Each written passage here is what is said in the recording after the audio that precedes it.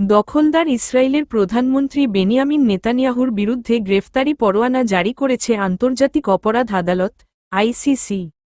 এছাড়াও ইসরায়েলি সাবেক প্রতিরক্ষামন্ত্রী ইয়োভ গ্যালান্ট ও হামাসের সামরিক কমান্ডারের বিরুদ্ধেও পরোয়ানা জারি করেছে হেগের এই আন্তর্জাতিক আদালত। এক বিবৃতিতে বলা হয়েছে, প্রাক বিচারক চেম্বার আদালত ইসরায়েলের চ্যালেঞ্জ প্রত্যাখ্যান করেছে এবং বেনিয়ামিন নেতানিয়াহু এবং ইয়োভ গ্যালান্টের জন্য ওয়ারেন্ট জারি করেছে। হামাস নেতা মোহাম্মদ দেইফের জন্য একটি পরোয়ানা জারি করা হয়েছিল, যদিও ইসরায়েলি সামরিক বাহিনী বলেছে যে জুলাই মাসে গাজায় একটি বিমান হামলায় তিনি নিহত হয়েছেন। বিচারকরা বলেছেন, ইসরায়েল ও হামাসের মধ্যে যুদ্ধের সময় যুদ্ধাপরাধ এবং মানবতাবিরোধী অপরাধের জন্য এই তিন ব্যক্তিকে অপরাধের জন্য দায়ী করার যুক্তিসঙ্গত কারণ আছে। ইসরায়েল ও হামাস উভয়ই অভিযোগ প্রত্যাখ্যান করেছে।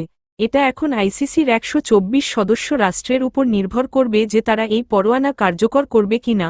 ইসরায়েল বা তার মিত্র মার্কিন যুক্তরাষ্ট্র এর মধ্যে নেই। মে মাসে আইসিসির prosecutor Karim Khan Netanyahu, gallant, Deif এবং হামাস নেতা ইসমাইল হানিয়ে এবং ইয়াহিয়া সিনওয়ারের বিরুদ্ধে পরোয়ানা চেয়েছিলেন, যারা পরবর্তীতে নিহত। অবশ্য ইসরায়েল বিশ্বাস করে দেইফকেও হত্যা করা হয়েছে। ২০২৩ সালের ৭ অক্টোবরের ঘটনার পরিপ্রেক্ষিতে তাদের বিরুদ্ধে মামলাটি হয় যখন হামাসের বন্দুকধারীরা দক্ষিণ ইসরায়েলে আক্রমণ করেছিল এবং প্রায় ১২০০ জনকে হত্যা করেছিল। এই ঘটনায় ২৫১ জনকে জিম্মি হিসাবে গাজায় নিয়ে যায় তারা। ইসরায়েল হামাসকে নির্মূল করার জন্য একটি সামরিক অভিযান শুরু করে।